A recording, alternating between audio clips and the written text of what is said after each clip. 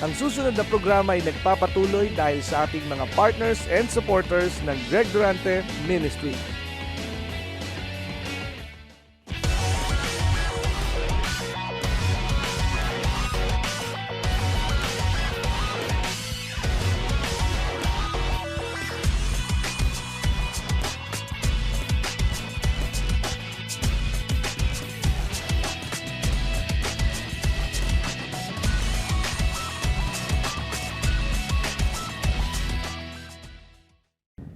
Sabi nga nung isang awitin, Lord, kill me at the altar.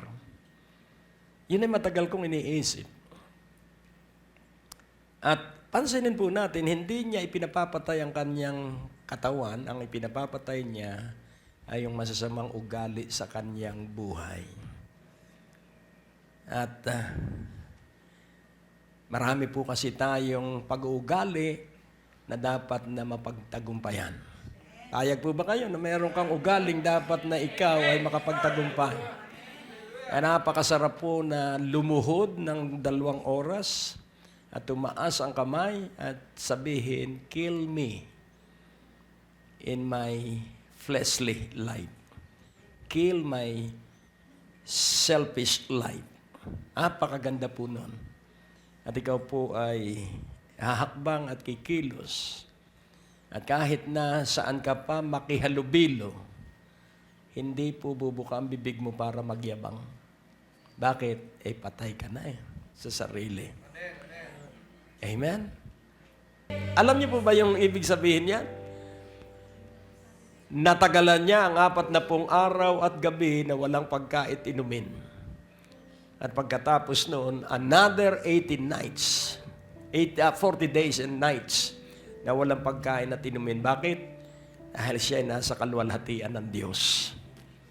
Kaya kung ito ay ating hahangarin, magiging ibang-iba po ang ating buhay. Sapagkat laging tandaan po natin, starting sa next Friday, ang ating tema ng pag-aaral for 14 days ay tungkol po sa making a difference. Magpapakita kang iba ka. Sabihin mo sa iyong katabi, iba ka. Amen? At kailangan makita sa atin ang ating pagkakaiba sa iba.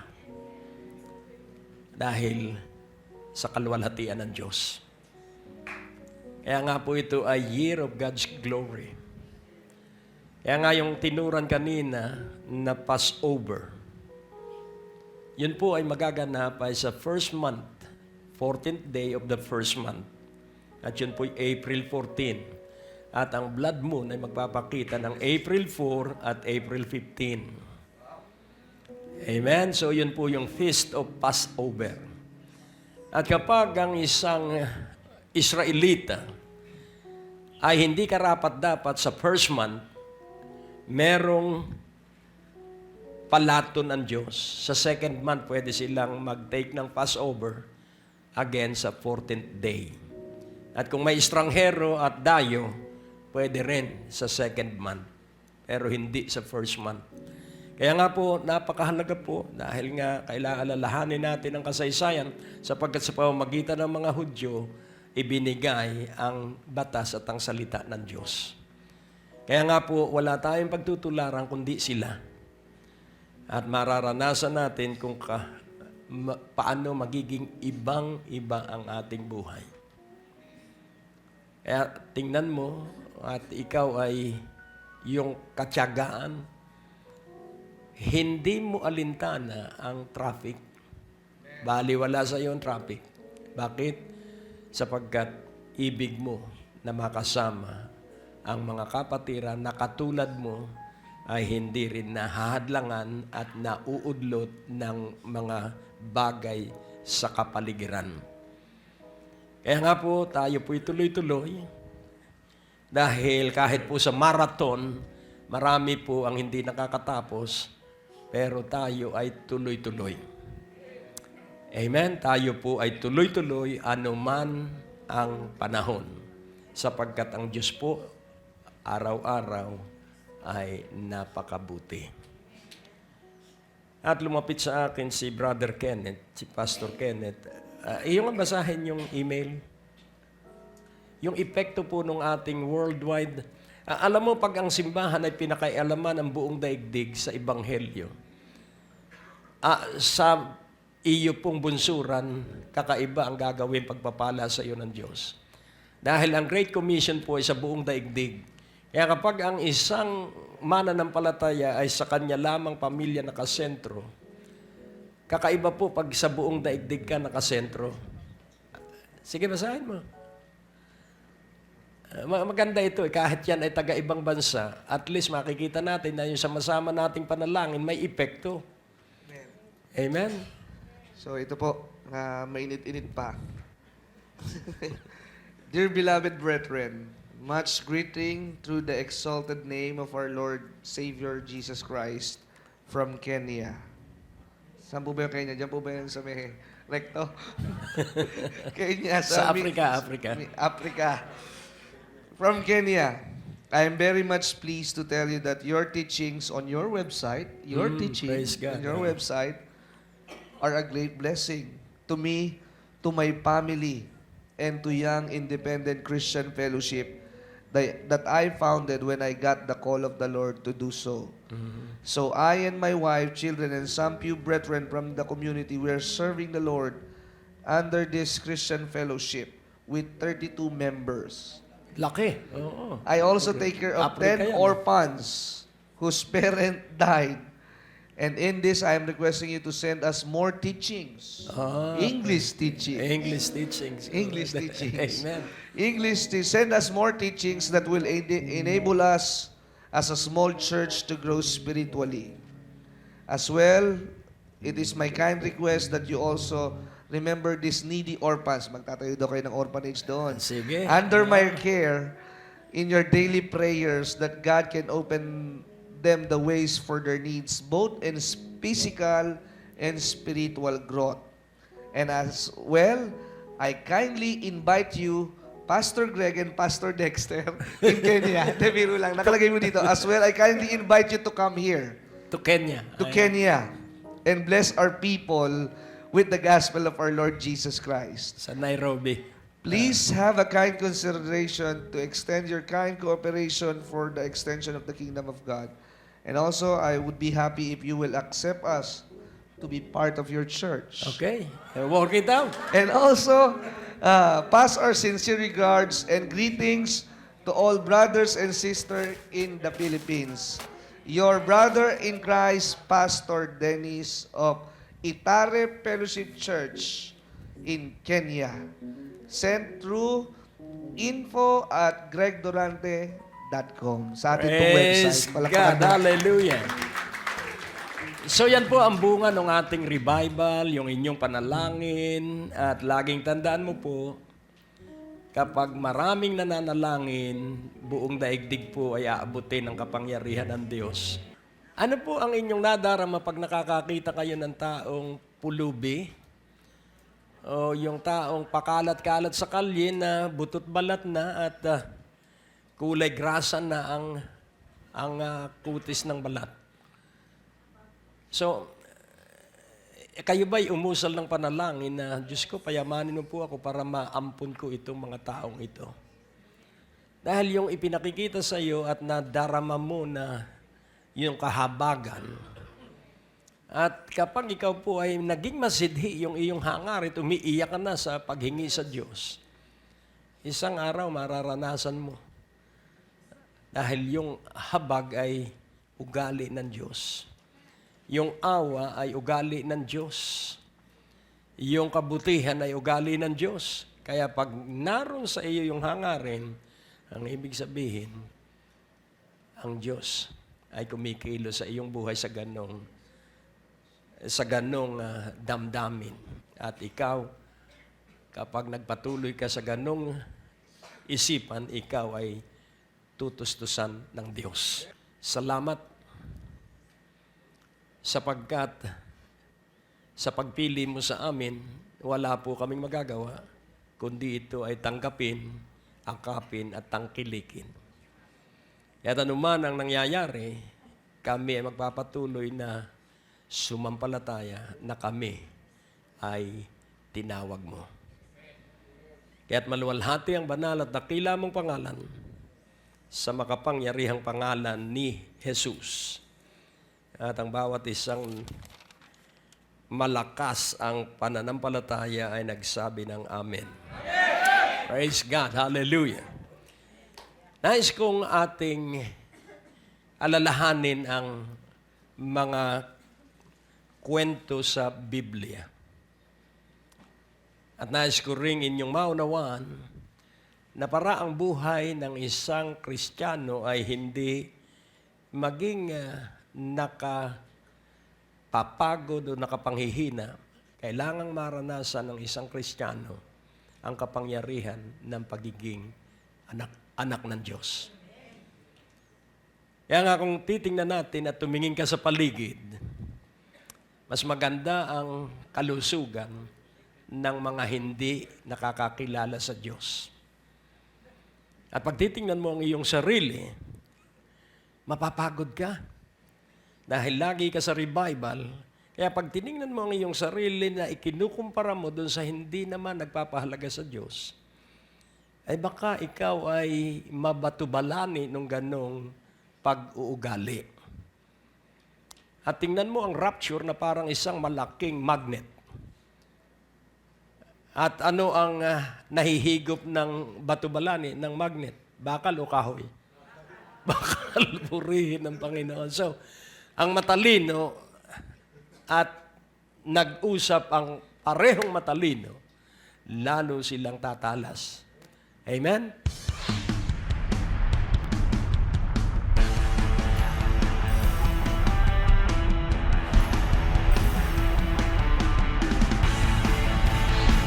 O ang aalisin mo yung takot. Jesus is Jehovah. You have the power to decree. Ikaw ba'y naniniwala Amen po ba? ngayong gabi na walang pag-aalinlangan na ikay tatanggap ng kagalingan na bang uri ng sakit o karamdaman yan?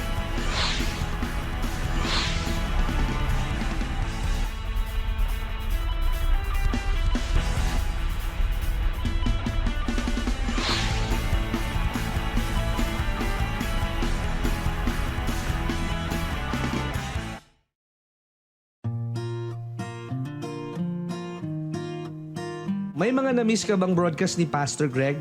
Huwag malungkot, maaari mo na itong balikan sa pamamagitan ng pag-log on sa www.greggorante.com. Doon sa ating website, i-click lamang ang mga video preachings na nais mong mapakinggan, English o Tagalog o anumang mga title na nais mong panoorin at 24 hours, 7 days a week, mapapakinggan at mapapanood mo si Pastor Greg.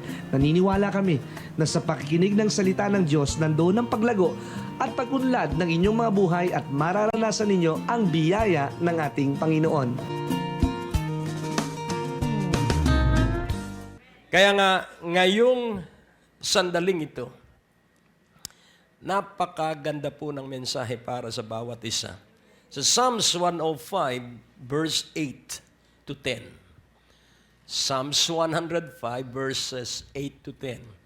He hath remembered his covenant forever, the word which he commanded to 1,000 generations, which covenant he made with Abraham, and his oaths unto Isaac, and confirmed the same unto Jacob for a law, and so Israel, and to Israel for an everlasting covenant.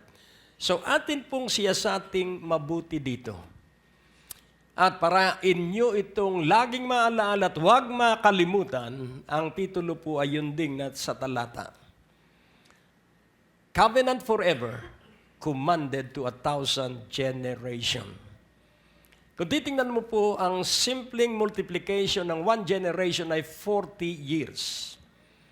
Kaya kung titingnan po natin kung yun po ay tama sang-ayon doon sa mga pag-aaral ng mga scholar sa Biblia, so ang 1,000 generation ay 40,000 generations. Kaya nga kung titingnan po natin, napakaraming lahi ang covenant ng Diyos. Kaya ang ating pag-unlad, ang ating pagpapala, ang ating pagtatagumpay ay batay sa covenant. atin pong unawain sa Deuteronomy 8:18 para atin pong pagtibayin itong covenant. Napakahalaga po nito. But thou shalt remember the Lord thy God, for it is He that giveth thee power to get wealth, that He may establish His covenant, which He sware unto thy fathers as it is this day. So nais ko pong ipaunawa the covenant that God made with Abraham. Kaya nga, unto thy fathers. Yun pong fathers, ang tinutukoy po dito, yung kanilang mga ninuno. Si Abraham, si Isaac, si Jacob. So, yung gagawin ng Diyos na pagbibigay, yun pong power to get wealth, yun po ay abilities. Yun po ay wisdom. Yun po ay talents. Kaya nga, kung iyo pong papansinin, ikay sinuswelduhan dahil sa iyong kakayahan. Tama po ba? At yung kakayahang yun, yung talentong yun, yung karunungang yun ay buhat sa Diyos. Kaya nga kung titingnan natin, ang kayamanan ay mapapa sa isang tao na ginamit yung kanyang kakayahan na galing sa Diyos. At pansinin natin yung tipan ay pagsumpa ng Diyos. Na pag ginamit yung kakayahan, kapag ginamit yung talento, kapag ginamit yung karunungan at abilidad, tiyak na siya ay yayaman. Amen? So to establish His covenant. Kaya nga, napakahalaga po na ating maunawaan na hindi pwedeng ang mga anak ng Diyos ay maghirap. Hindi pwedeng ang mga anak ng Diyos ay manatili na lang na nasa utang. Kailangang magpasya tayo na lumaya. At yung desisyon ay kailangang ating panindigan. Kailangan tayo ay manindigan doon sa ating pinagpasyahan. At ibalik natin sa 105 ng Psalms. Nais kong makita ninyo ang napakahalagang katotohanan. 105:8. So, He hath remembered His covenant forever. Ang Diyos ay nakakaalaala. At dapat tayo rin ay nakakaalaala. Inaalaala ng Diyos ang covenant at inaalaala ng mga katipan ng Diyos, ang Israel, ang pangako ng Diyos. Inaalaala ng Diyos ang kanyang pangako at inaalaala din ang pinangakuan ng pangako ng Diyos. Amen po ba? Di po ba, pag pinangakuan ka ng iyong tatay nung ikay bata pa, ikaw po ang pag-asa ay napakataas. Sapagkat ikay naniniwala na tutupd din ng iyong tatay o nanay yung kanyang ipinangako bago siya umalis ng umaga. Kaya nga ating alalahanin, ang sabi rito, naalaala. Inaalaala ng Diyos ang kanyang sinumpaan. Kanino siya nakipag-covenant? Sa verse 9, dito makikita natin kung sino ang katipan o ka-covenant ng Diyos. Which covenant He made. So itong tipang ito'y kanyang ginawa kay Abraham. So, iisa ang kanyang ka-covenant, si Abraham.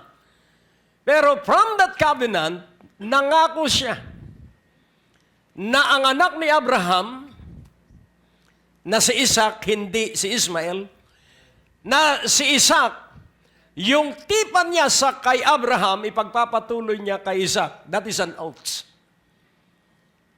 Kahit patay na si Abraham sa Genesis 25, pinagpatuloy ng Diyos ang kaniyang tipan kay Abraham at sinumpa ang ipagpapatuloy kay Isaac. At sa verse 10, and confirmed the same unto Jacob for a law, and to Israel for an everlasting covenant. Ano po ang ibig sabihin? Covenant, oath, confirmed.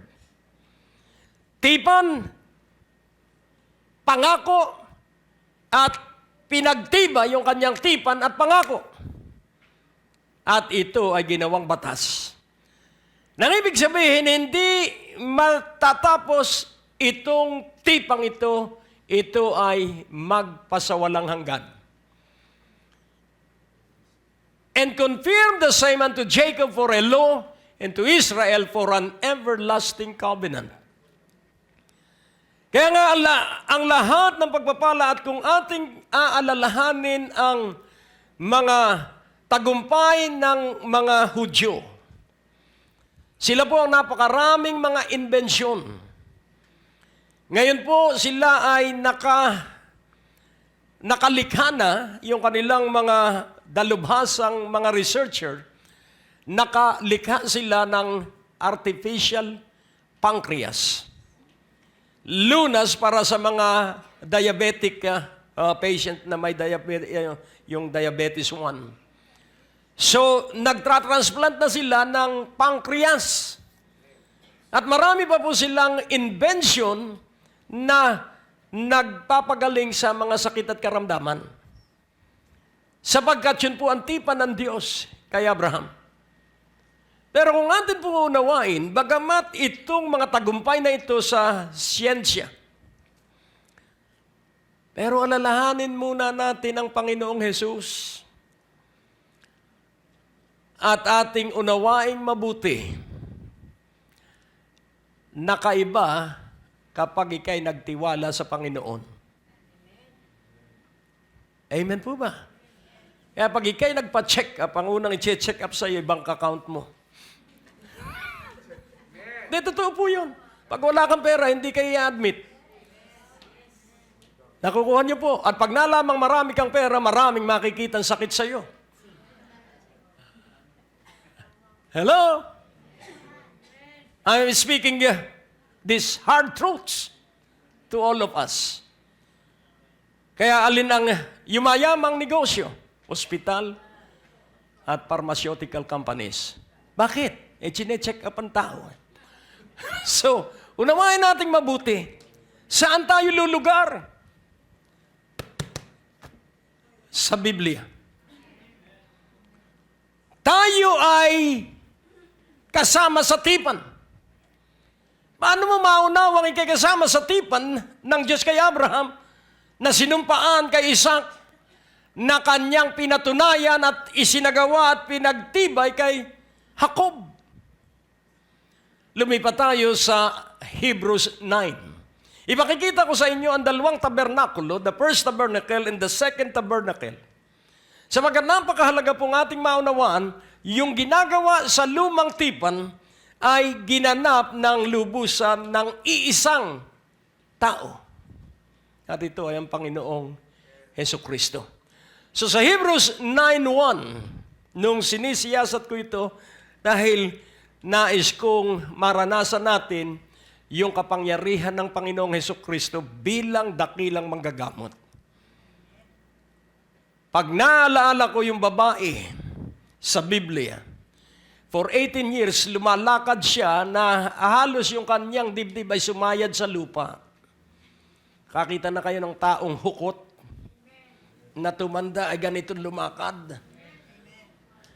Sa Biblia po ay recorded na yung babaeng yon, nung sabihin lang ng Panginoong, umunat ka.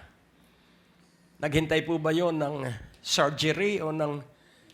Naniniwala ba kayong si Jesus ay gumagawa ng himala ngayong panahong ito? Amen. Amen. Hallelujah. Kaya nga unawain nating mabuti, the revival of miracles is in our midst. Kailangang iyong sambahin ang Panginoon na dakilang manggagawa ng himala. Kaya nga kung titingnan mo ang gift of the Holy Spirit, one of those gifts ay working of miracles. Kaya kung ikay puspos ng Espiritu, ikay makagagawa ng himala. Sapagkat mismo ang Panginoon ang nagsabi, kung kayo'y sumasampalataya katotohanan, sinasabi ko sa inyo, ang nagawa ko ay magagawa ninyo at higit sa aking nagawa ay inyong magagawa. Kaya you have to heal yourself. Amen? Kailangan pagalingin mo ang iyong sarili kapag nakaramdam ka ng paninikip ng dibdib. Ano ang ibig sabihin? Kulang ka ng panalangin. At bakit ko natiyak na kulang ka ng panalangin? Dahil lang naiisip ng isang sumisikip ang dibdib, siya'y mamamatay na. Dahil tayo ay magaling na analyst. Kukuha niyo po? Talo pa natin ang doktor. At nakakonekta na agad sa nakaraan. Ako si Lolo ganito. Hello? Ang sabi po ng Biblia, ang nagkasala ang siyang mananagot sa kanyang kasalanan. Hindi na ito magpapasalit-saling lahi, sabi sa Ezekiel. So then, verily, the first covenant had also ordinances of divine service and a worldly sanctuary. So sa loob po ng templo, meron pong tabernacle. At meron pong mga utos para gawin ang paglilingkod. Makinig po kayong mabuti dahil dito nakasalalay ang inyong pag-unlad. The first covenant, at ang tawag sa first covenant ay old covenant sa ating panahon. The old and the new covenant. At habang ako'y nagsisiyasat, dahil hindi po dapat na tayo ay katulad ng mga taga-sanlibutan.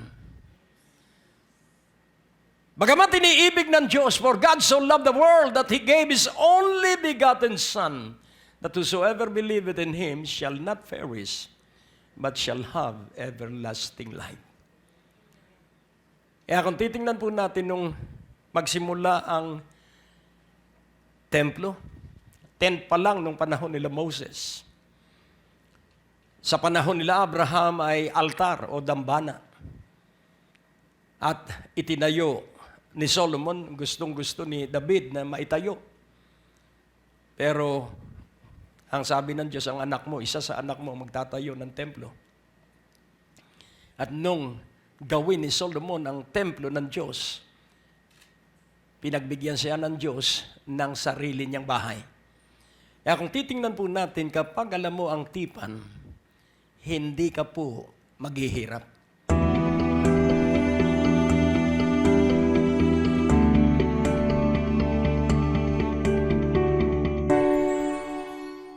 Maaari kayong sumulat sa P.O. Box 4135, Manila, Philippines. Tumawag sa ating telepono o mag-text. Bisitahin ang ating website sa www.gregdurante.com. Maaari mo din kaming sundan sa Facebook at Twitter. Malugod naming inaanyayahan ang lahat na makadalo tuwing araw ng Biyernes sa aming revival at tuwing Linggo upang sumamba sa Panginoon. Kung ikaw ay napagpala sa natapos na programa ng Great Day to Live, maaaring magkaloob sa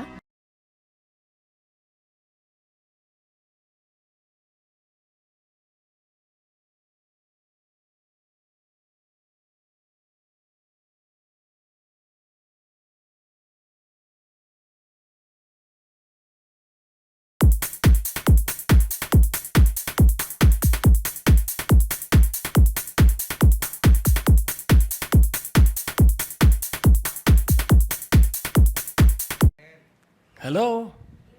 Amen. So ngayon, ang tao po ay napapariwara dahil sa kamangmangan. Dahil hindi niya alam ang pangarap ng Diyos, hindi niya alam ang balak ng Diyos. At kapag hindi alam ng tao ang balak ng Diyos, siya ay mangangarap ay sa pangarap ng tao. At siya tutulad sa buhay ng tao. Pero hindi lahat ng tao ay maligaya. Pero ang lahat ng taong na kay Jesucristo ay tiyak na maligaya. Amen po ba? Sapagkat ang kaligayahan ay hindi nakukuha sa material na bagay. Ang kaligayahan ay gawa ni Jesucristong nasa ating puso. Kaya nga po, kung titingnan po natin, meron po ditong divine service, kaya pumili siya ng isang lipi doon sa 12. At ang pinili niya ay ang lipi ni Levites. Pero sa bagong tipan, ang pinili niya ay ang lipi ni Juda. Hello, may pagbabago po. At ang gawain po nitong mga saserdoting ito ng mga Levita at ng katulad ni Aaron at ng kanyang mga anak, sila naglilingkod sa worldly sanctuary. Pero yung kanilang paggawa ay divine o makalangit na paglilingkod.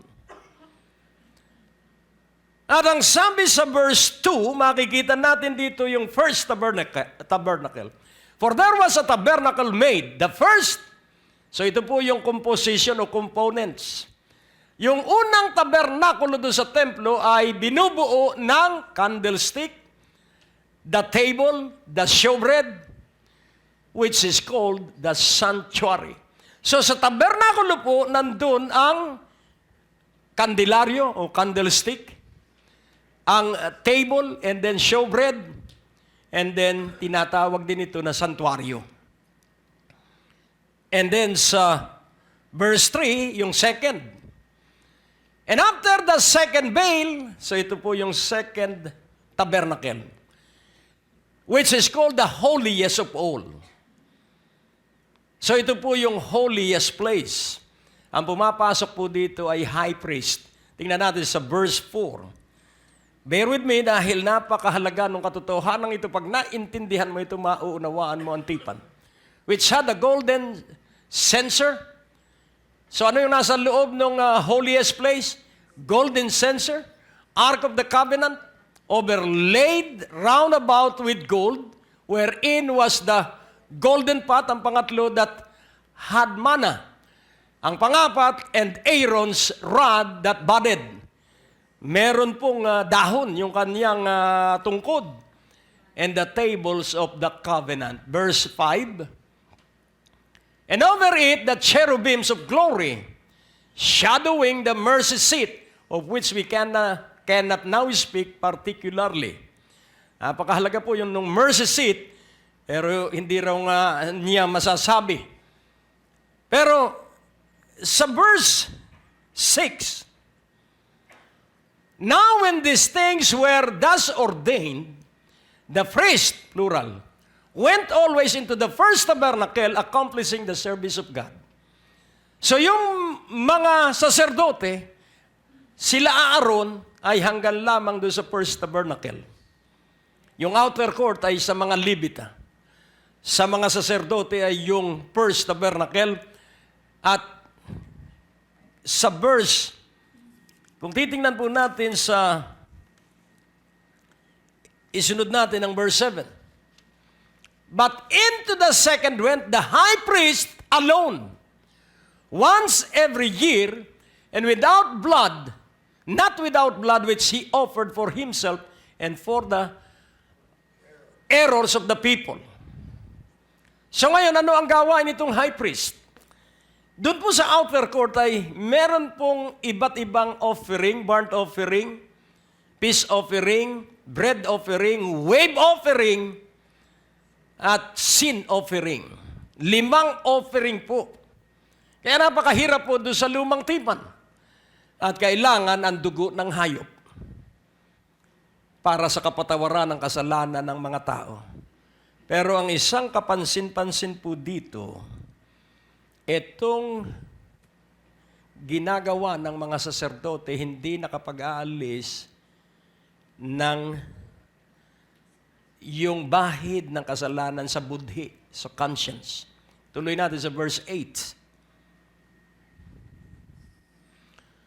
The Holy Ghost, this signifying that the way into the holiest of all was not yet made manifest, while as the first tabernacle was yet standing, verse 9, which was a figure for the time then present, in which were offered both gifts and sacrifices that could not make him that did the service perfect as pertaining to the conscience. So kulang. Kulang yung physical na paglilingkod.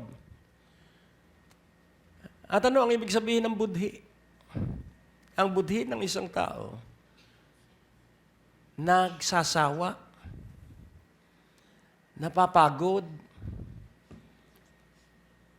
at nag-aalinlangan pag minsan.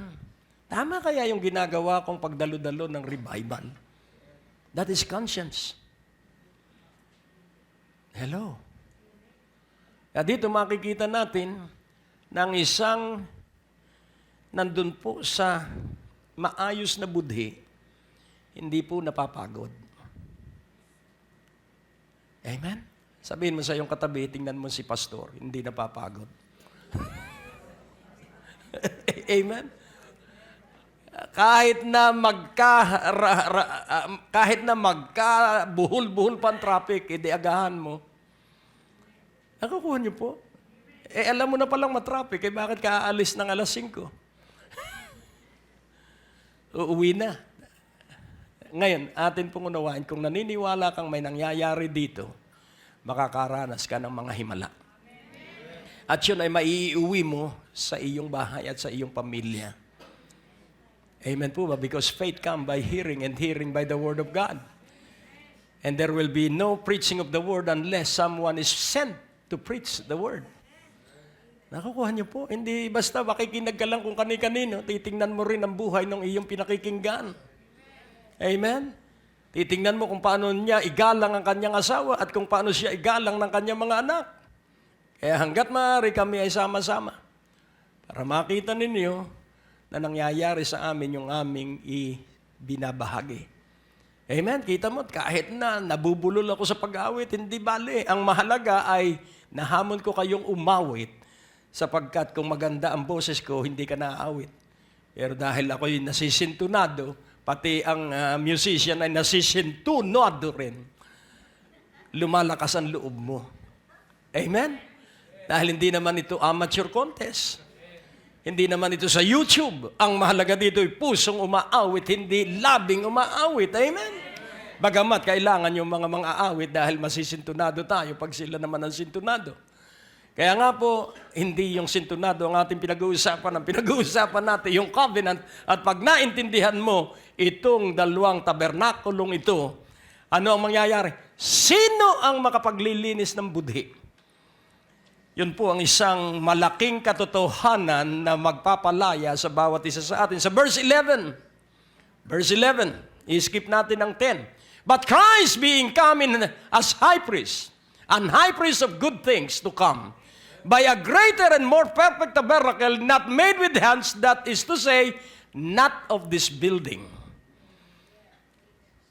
Ang taong high priest, pag pumasok sa holiest, once a year.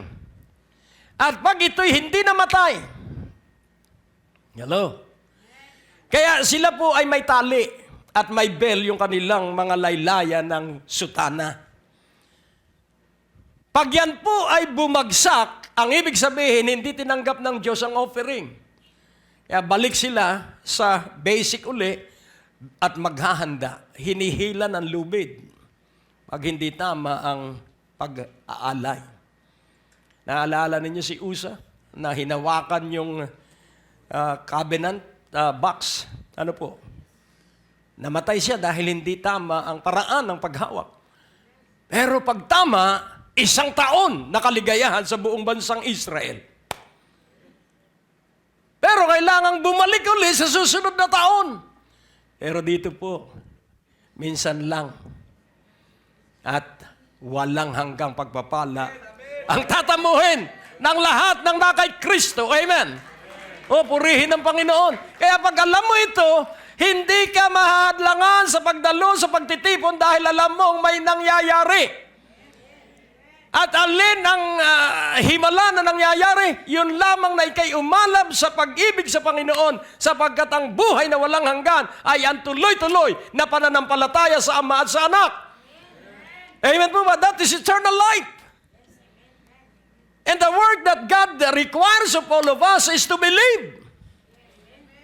Nakukuha niyo po yun. Saka dadaloy ang probisyon. Saka dadaloy ang kagalingan. Saka dadaloy ang kasaganan. Ang palatuntunang ito ay kasangkapan at gamit ng Diyos upang dalhin ang langit sa tao at ang tao ay dalhin sa langit. Kaya't ito ay nagpapatuloy dahil sa alam ng mga tao na napagpapala at ikaw ay isa sa napagpala at aking hamon sa inyo na ang hamong ito ay inyong tanggapin at tangkilikin at isagawa. Ang bawat kaloob ng salapi ay maiambag upang ang gawain ay mapalawak at makapagpatuloy at sa pagdaloy ng inyong mga kaloob, ang pagpapala ng Diyos ay aabot sa napakaraming kaluluwa at ikaw din mismo ang bubueltahan ng pagpapala. Gawin agad ang hamong ito at magmadali sa pangalan ni Jesus.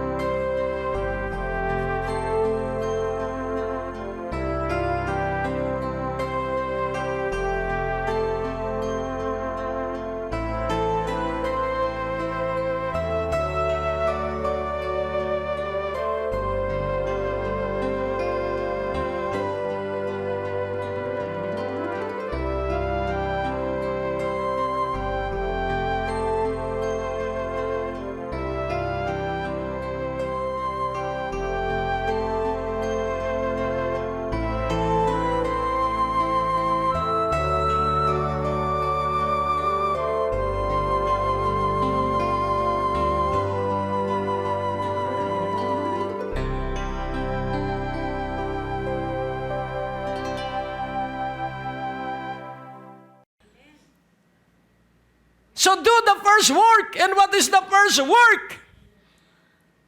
At ang sabi po sa kanina habang ginising talaga ako ng banal na Espiritu. Madaling araw. At ang sabi niya, pag-aralan mo ang John 6. So nagsiyasat ako sa John 6. At habang ako'y nagsisiyasat, dahil meron pa rin mga sinabi sa akin ng banal na Espiritu, dahil everything is a command from the Holy Spirit. Kaya kailangan ikaw ay maalab sa pakikipagniig sa Diyos. Amen? So, natuklasan ko sa aking pakikipagniig na si Jesucristo kaya kumalat ang kanyang katanyagan dahil sa mga himala.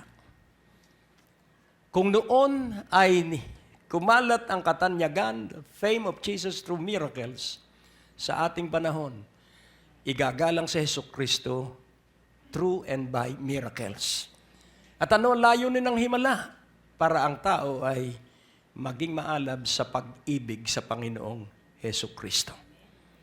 Kaya nga po sa 6:28, hindi ko makakalimutan ito because way back 1984, ito ang pinagdidiin ng itinuturo sa amin sa School of Ministry ni Morris Cerulo.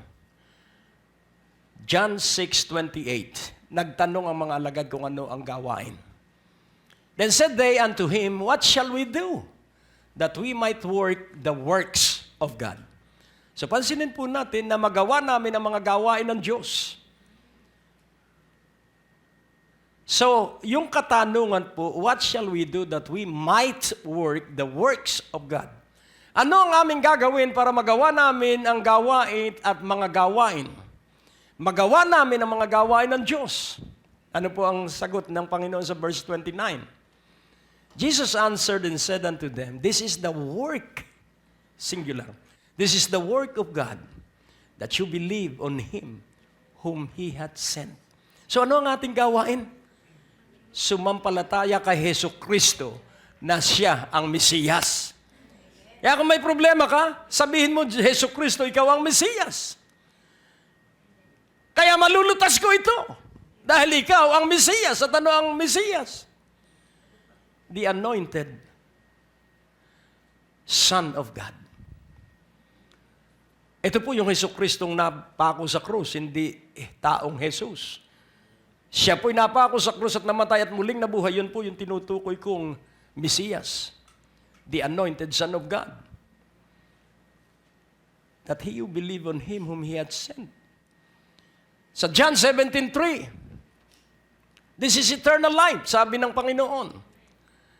And this is life eternal, that they might know Thee, the only true God, and Jesus Christ, whom Thou hast sent. Kaya ang buong buhay po natin dapat ay kay Jesucristo nakatuon. Amen po ba?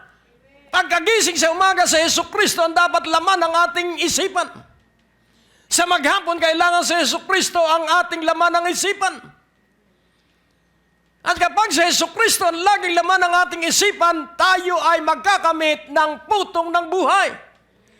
Makakamit natin ang crown of righteousness. Why? Because you always think of Jesus Christ. Yun po yung susi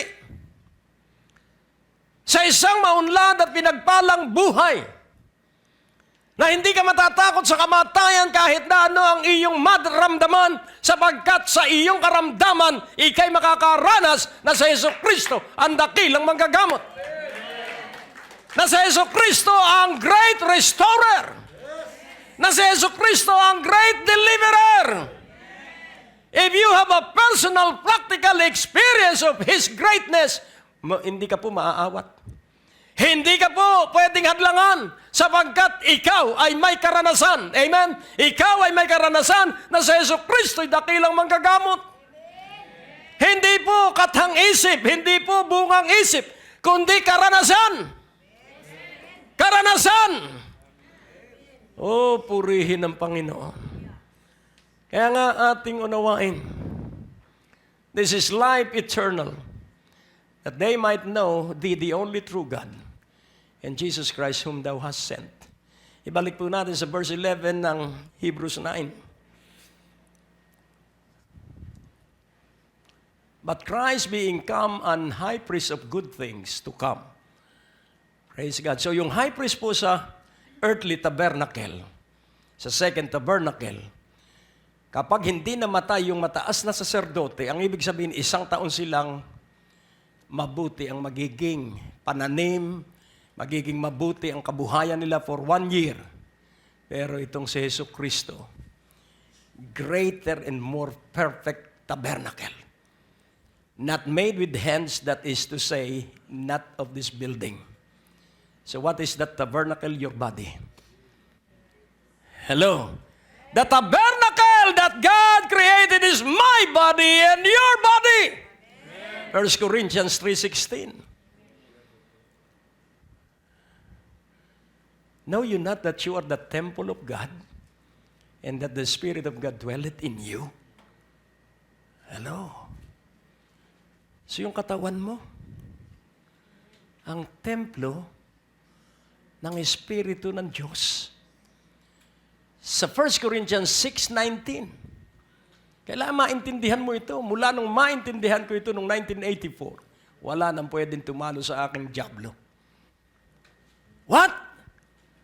Know ye not that your body is the temple of the Holy Ghost, which is in you? Saan daw nandun ang Holy Ghost? Ang banal na Espiritu. Which you have of God, and you are not your own. Kaya hindi ko pwedeng ipagdamot ang aking katawan dahil hindi ito akin. Kung sabihin ng banal na Espiritu, pumunta ka doon, ako'y pupunta. Bakit? Hindi ako ang may-ari nitong katawang ito. At ang sabi sa verse 20, for you are bought with a price. Therefore glorify God in your body and in your spirit, which are God's. So how shall you glorify God in your body? In your spirit? Sa Ephesians 3:16, that He would grant you according to the riches of His glory, to be strengthened with might by His Spirit in the inner man. Nasaan daw ang banal na Espiritu?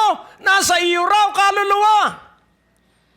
Verse 17, nasaan si Yesu Kristo? That Christ may dwell in your hearts. Saan nandun si Yesu Kristo? Nasa iyong puso, by faith that you being rooted and grounded in love. So ano ang ibig sabihin? You are a perfect temple of God. Wow. Amen! Hallelujah! Kaya hindi mo hanapin ang kayamanan, isusunod. But seek ye first the kingdom of God and His righteousness. And all these things shall be added unto you. Kung hahanapin ko ang kayamanan, hindi ako makakapag-broadcast ng international. Mahirap matagpuan ang kayamanan. Pero kapag ikay naka-Hesus Kristo, ang kayamanan ang susunod sa iyo para bayaran ang lahat ng iyong ministeryo. Buhay po ba kayo ngayong gabing ito? It's good na narito ka ngayong gabi. Hindi ka na mapapagod. Hindi ka na magsasawa. Bakit? Dahil kay templo ng Banal na Espiritu. At ang pinakatampok na offering ay ang iyong katawan. Sa Romans 12:1, napakatindi po nitong katotohanan ito. I beseech you therefore, brethren, by the mercies of God, that you present your bodies a living sacrifice, holy, acceptable unto God, which is your reasonable service. Sa earthly sanctuary, merong divine service, pero hindi nakakapaglinis ng budhi. Si Yesu Kristo lamang ang may kakayahan at kapangyarihang linisin ang ating budhi. At ano ang malinis na budhi? Sa Acts 24:16, ipakikita ko sa inyo ang malinis na budhi. And herein do I exercise myself, to have always a conscience void of offense toward God and toward men. Ano po yung void? Walang pagsuway sa harapan ng Diyos at maging sa tao sa kapaligiran. Nang ibig sabihin, iniibig natin ang Diyos at iniibig din natin ang tao.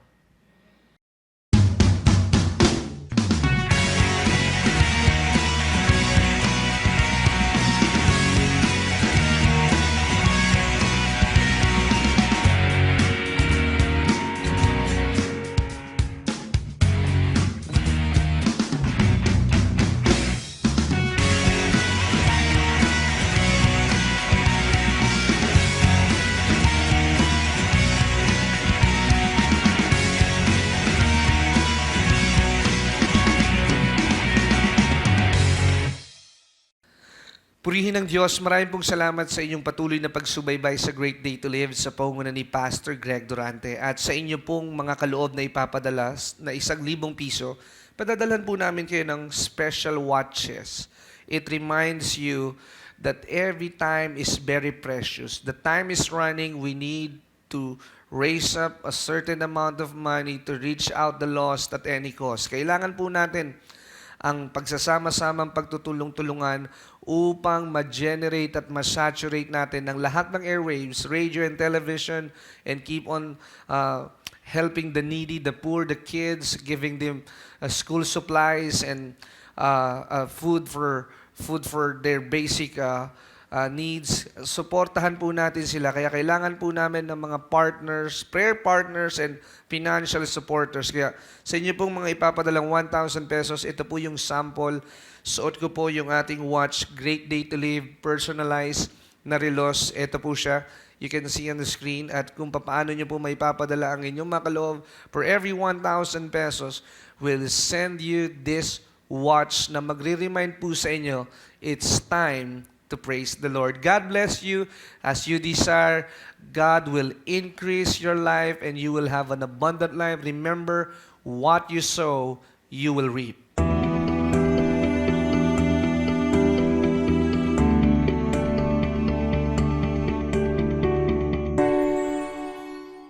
Maaari kayong sumulat sa P.O. Box 4135, Manila, Philippines. Tumawag sa ating telepono o mag-text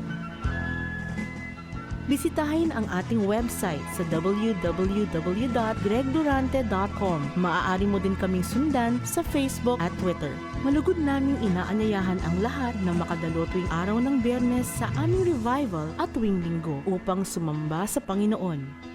Kung ikaw ay napagpala sa natapos na programa ng Great Day to Live, maaaring magkaloob sa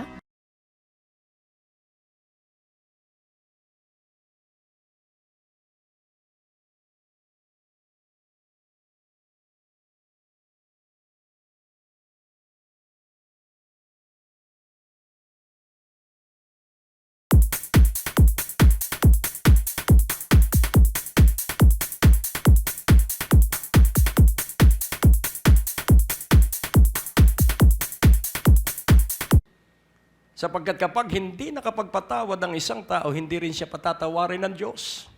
At maraming taong napakahirap patawarin dahil busong, makulit, matigas ang ulo. Kaya't madudumihan ang ating budhi. At hahatol tayo. So ano ang offering para mawala ang masama sa ating budhi? Ang offering natin ay si Jesucristo. Alalahanin natin si Jesucristo para maging matibay ang ating kasalukuyan. Sabi kanina sa ating 2 Peter 1:12. Remember the old so that you will establish the present. And that is a good verse of Scripture. At ito ang tatandaan ninyong mabuti. Hindi ka yayaman, mayaman ka na. Yung yayaman ay sa hinaharap pa. Pero tandaan mong lagi, ang nakay Jesucristo, lahat ng spiritual na pagpapala ay nasa iyo na. Ephesians 1:3. So you will not be seeking for riches because you are rich in Jesus Christ. Yun po ang nangyayari, kaya maraming Kristiyano ang mukhang nakakaawa at kinakawawa. Bakit? Sapagkat ayaw tumayon ng... You have to stand. You have to stand on the invisible. Kailangan tumayo ka sa mga hindi nakikita at ang iyong kayaman ay hindi nakikita. Pero kung ikay maninindigan, magpapakita ito at gagawa ng himala ang Diyos dahil naniniwala ka. Blessed be the God and Father of our Lord Jesus Christ, who hath blessed us with all spiritual blessings in heavenly places in Christ. Kaya nga sabi ni David, if it please you to bless the house of thy servant, then I pray, bless the house of your servant forever before thee. Hallelujah. In blessing, bless the house of thy servant. Hello. Because you said that you will bless the house of your servant. At ang lahat ng sambahayan ang naglilingkod sa Diyos ay pagpapalain ng Diyos. Buong sambahayan ng isang lingkod ng Diyos ay maglilingkod sa Diyos. Sapagkat ito ang sinabi ng Diyos. Amen. Kaya nga unawain nating mabuti. Ikaw ay napakayaman. At si Satanas, ayaw niyang matuklasan mong napakayaman mo. Kaya nagdidildil ka na lang sa asin, sa tuyo. At sasabihin, bakit masakit ang kanyang tagiliran? Sobrang alat kasi. Tandaan mo, kapag tama ang iyong pananampalataya, kikilos ang lahat ng selyo ng iyong katawan. Lulusawin ang lahat ng kolesterol, bad cholesterol, at ang matitira ay good cholesterol. Amen? Bagamat maganda ang mag-exercise, pero higit na mas maganda ang godliness kaysa anumang exercise. Anong mapapala ng isang taong malusog nga ang kanyang katawan, shoot naman sa impyerno? Mas maganda na ang taong malusog na ang katawan, tuloy-tuloy patungong langit. Nagliliwanag at maalat ang kanyang pagiging asin. Kaya tingnan mo ang iyong katabi at manindigan ka at sabihin mo, lalantad na. Darating na.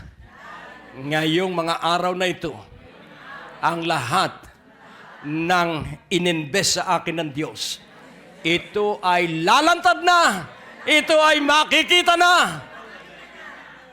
At maraming kaluluwa ang maliligtas at magbabalik loob sa Diyos. Hallelujah! Glory! At sa verse 9 ng Hebrews 9, para po dun sa conscience, kayo po ba ay napagpala at handa na kayong gumawa ng himala? Amen. Which was a figure for the time that then present, in which were offered both gifts and sacrifices that could not made him that did the service perfect as pertaining to the conscience. So in verse 12, neither by the blood of goats and calves, but by his own blood, he entered in once into the holy place, having obtained eternal redemption for us. Nung siya po'y mamatay sa krus, nung mabubu po ang kanyang dugo, lininis po ang ating budhi. Sa verse 13, for if the blood of bulls and of goats and the ashes of an heifer, sprinkling the unclean, sanctify it to the purifying of the flesh, verse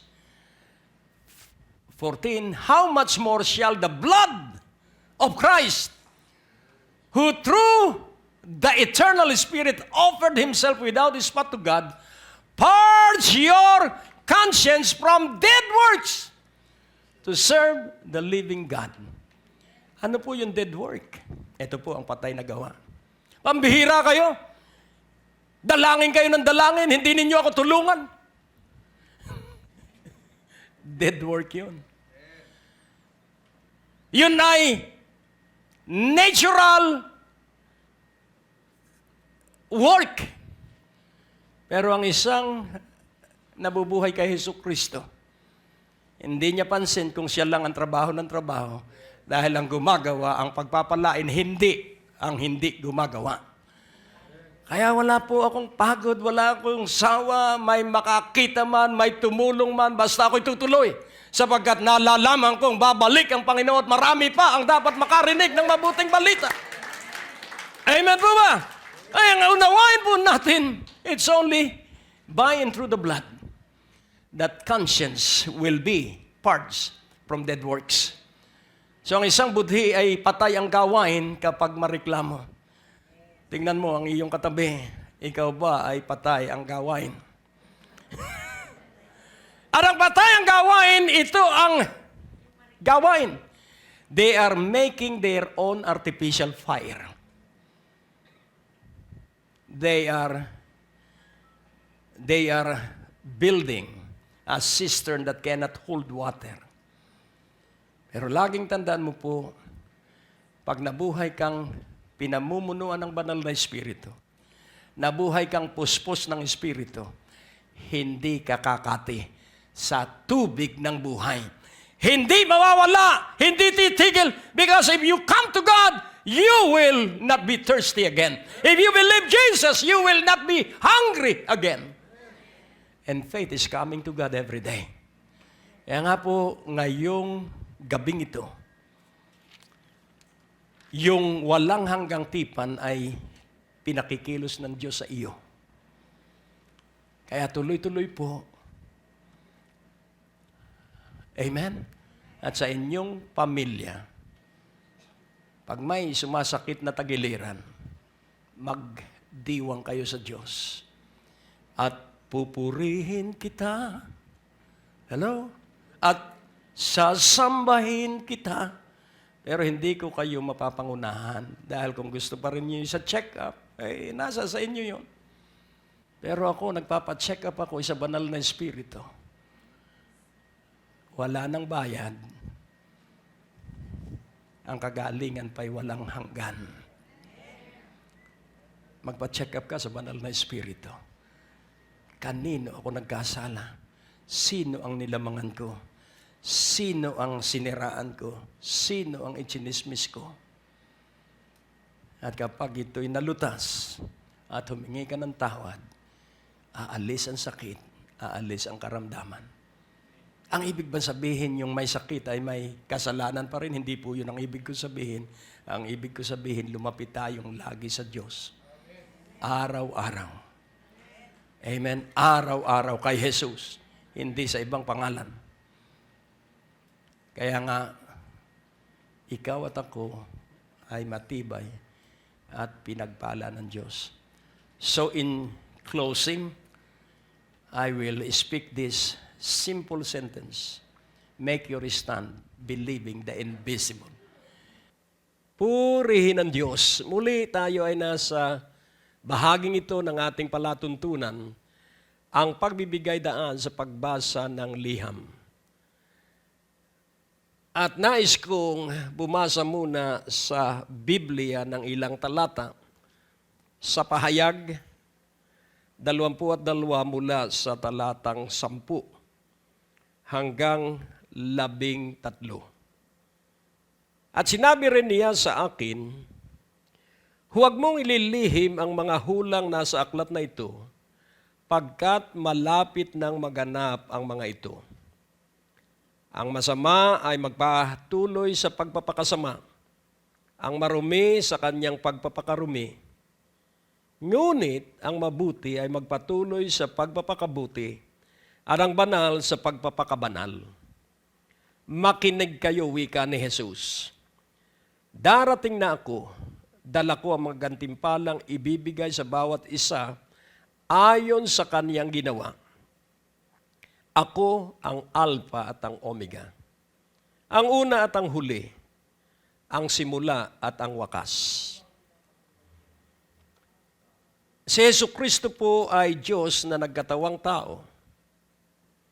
At yun pong pagpapahayag niya na siya ang Alpha at siya ang Omega, yun po ang pagtatapos ng alpabetong Grego. Siya ang panimula at siya ang katapusan. Yun po ay tungkol po sa kaligtasan. Yun po ay tungkol sa kaniyang pagkabuhay bilang tao. Kaya't napakahalaga na ating maunawaan na siya ay babalik na.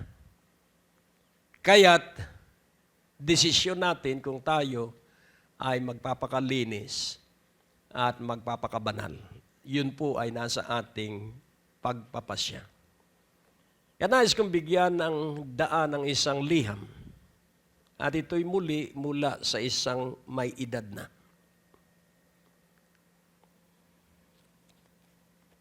Dahil ang Diyos po ay laging labis ang kabutihan. A blessed day to you. Herewith is my offering of 1,000. My fervent prayers and wishes for the continued success of your ministry. God bless, more power to you. Yours in Christ, Sister Rosalina, ng Latucan, Manresa, Quezon City. Siya po ay napakatagal ng partner at sumusubaybay po siya sa palatuntunan ito for so many years. At siya po ay sa mga liham niya ng mga nagdaang mga panahon, ang laging pakiusap po niya, Brother Greg, lagi ka sa panalangin ko, huwag mong titigilan ang pangangaral. At ang katulad po ng mga kapatid na ganito, ito po ay nagpapasigla sa akin. Kaya't ang isang nakita kong mainam na dapat nating gawin is to make your place a happy place. Gawin mo ng iyong bahay ay maging maligayang tahanan. Kaya napakahalaga po na ating maunawaan ang kabutihan ng Diyos. At ako po ay dadalangin para sa mga senior citizen. Kaya ang mga kabataan ay maging kaisa ko ating idalangin ang mga matatanda sa bansang ito. O Diyos sa aming Ama, ang puting buhok ay isang katibayan ng kaligayahan ng isang tao. Ang mahabang buhay ay isang palatandaan ng kaligayahan ng bawat tao. Kaya tulungan mo na ang mga kabataan ay makita ang magandang mga halimbawa at magandang mga pamumuhay na ipinakita ng mga matatanda nung sila'y bata pa sa mga kabataan. Ipinakita nila nung sila'y bata pa ang iyong kadakilaan, ang iyong kabutihan. At sa mga susunod na lahi, maranasan nila ang iyong kapangyarihan dahil sa pagtatapat ng mga nauna sa kanila. O Diyos, kung paano na sinabi mo sa iyong salita, pagpapala ang mga anak sa kanilang magulang, at ang mga magulang ay pagpapala rin sa mga anak. Ito po ay maitanim sa puso at isipan nila, at nang sa gayon, sila po ay magkaroon ng pusong laging nagpapasalamat. Let the spirit of gratefulness be upon the heart of all people, young and old alike. Sidlan po sila ng espiritu ng nag-aapaw na pagpapasalamat, sapagkat ang pinakamainam naming handog at alay sa iyo bawat araw ay pagpapasalamat, pagpupuri, dahil ikaw ay dakilang Diyos. Kaya bigyan mo ng kalakasan ng lahat ng senior citizen, patibayin mo at patatagan sila. At nang sa gayon, ang kanilang mga anak ay magkaroon ng buhay na pag-asa, sapagkat sa kanilang pagpapatuloy sa iyo, they shall flourish. Sa kanilang pagtanda, sila'y magiging maunlad at hindi sila panghihinain at hindi sila pagpapabigat, kundi sila ay magiging kagaanan sa kanilang pamilya. Maghimala ka sa buhay ng mga matanda para po sa katuparan ng iyong pangako at makilala ng lahat ng tao na ikaw ay tangi at nag-iisang Diyos Ama. Sa makapangyarihang liwanag ng pagtuturo ng banal na Espiritu, sa makapangyarihang pangalan ni Jesucristo. Amen. Nakapanggigigil ang pangalan ng Panginoong Jesucristo. At nakapanggigigil at nakapanginginig ang kasabikan na gawin mo sa bawat isa sa iyong salita. Maluwalhati ang banal at dakila mong pangalan sa pangalan ni Jesus. Amen. At ihinang mo ang iyong mata sa bawat isang maalab sa iyo at maging sa hindi maalab, pag-alabin mo. Sa pangalan ni Jesus. At muli, ang bawat liham, hindi ko man mabasa lahat, ay isa pong kasangkapan para po lalo akong mag-alab sa buhay ng panalangin at aking madama ang kalagayan ng mga sumusubaybay sa palatuntunang ito na ako'y naniniwala na iyon ay isang palatandaan na mas marami ang nangangailangan sa Diyos. Lahat ay nangangailangan sa Diyos. Kaya't mapagpala po kayo sa inyong pagpapahatid ng liham sa palatuntunang ito at atin pong bibigyan ng pagkakataon ng lahat. Binabasa ko po lahat ng sulat, dinadalangin, pero sa palatuntunan po, pumipili lang tayo at random ng bawat isa. At nawa, ang liham ninyo ay makaabot sa akin. Nandyan po ang ating text line, nandyan po ang ating postal address, nandyan po ang ating email address, at nandyan po ang ating website. Kaya't aking pakiusap at hamon, magpadala ka po ng liham. At ito ay makapagpalakas sa inyong kapatid at mangangaral ng Diyos. Sa Diyos ang kalwalhatian at papuri sa pangalan ni Jesus. Amen. Gumawa ka ng paninindigan na pinaniniwalaan mo ang hindi nakikita. Kung ikay may utang, hindi mo nakikita, yung pambayad ay nasa paligid mo na. Kung may kirot sa iyong katawan, hindi mo nakikita, pero nandun na ang iyong kagalingan. Make a stand that I am healed. Make a stand that I am paid. All of my debts and loans are all paid for by the blood of Jesus and in the name of Jesus.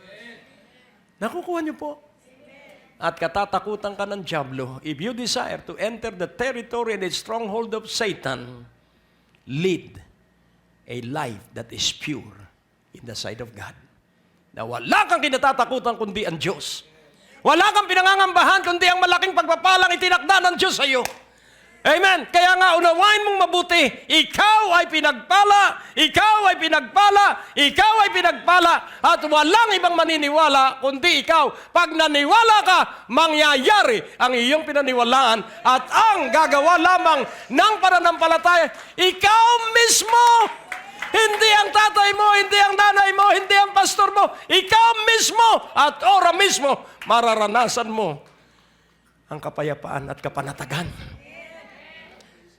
Make us stand believing in the invisible. Nandiyan na yan. Sabihin mo, nandiyan na yan. Nandiyan na yan. At sabihin mo, uwi sa aking bahay. Mga pagpapala yung uutusan mo, amen. Uwi sa aking bahay. Mga pagpapala, uwi. May curfew na ngayon. Amen. Hallelujah. At alam mo, tatawa ka ng tatawa at pag tumawa ka, mainis ang dyablo at aalisin ang hawak doon sa kayamanan mo. Amen. Tumawa ka ng tumawa bilang pagka sobrang kagalakan sa Diyos. Kaya kung ako makikita mong mag-isa, naku, sasabihin mo. Pero hindi. Sapagkat alam ko, ang Diyos kong pinaglilingkuran. So let us pray. O Diyos, aming Ama, ngayong gabi, naging malaya ang bawat isa at naunawaan ng lahat ang tipan. At dito sa tipan, pinagtitibay mo ito, kaya bawat isa ay magiging matatag, matibay at magpapatuloy na higit pa sa mananagumpay sa pangalan ni Jesus. Inaanyayahan po namin kayong makinig sa aming mga radio program. Kung kayo po ay nasa inyong mga tahanan, nasa trapiko, naglalakbay, ito po'y makakatulong sa inyong pagpapalago at pagpapaunlad ng inyong spiritual na pananampalataya. Lunes hanggang Biyernes sa DWAD 1098 kHz AM band sa ganap na alas 6:30 ng umaga at alas 10 ng gabi. Asahan po natin na sa ating pakikinig, lalago at uunlad ang ating pananalig at pagsampalataya sa ating Panginoong Hesus.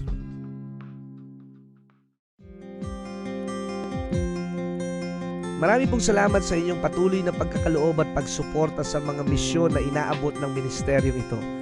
Natapos po at naipamahagi natin ang ating pong mga biyaya sa ating pong mga kapatid sa pananampalataya sa Women's Correctional. At sa lansangan po ng Binyan, Laguna, tayo po ay nakapamigay ng free hamburger. Kaya tuloy-tuloy lamang po sa inyong paghahandog ng kaloob. At tandaan po natin, ang maligayang nagbibigay ay pagpapalain ng ating Panginoon. Suportahan ang gawain ito at maranasan ang pagpapala at biyaya na laging kakaiba sa pangkaraniwan.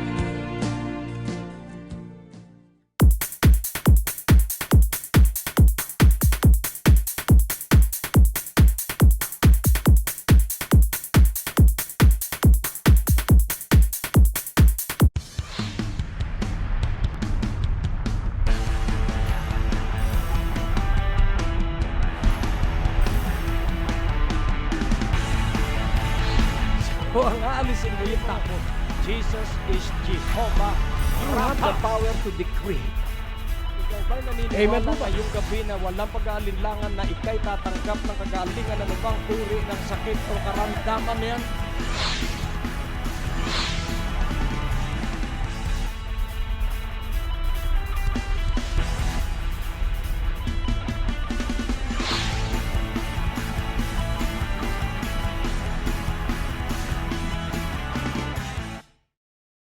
Maaari kayong sumulat sa P.O. Box 4135, Manila, Philippines. Tumawag sa ating telepono o mag-text. Bisitahin ang ating website sa www.gregdurante.com. Maaari mo din kaming sundan sa Facebook at Twitter.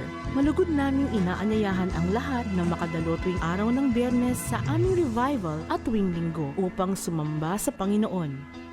Kung ikaw ay napagpala sa natapos na programa ng Great Day to Live, maaaring magkaloob sa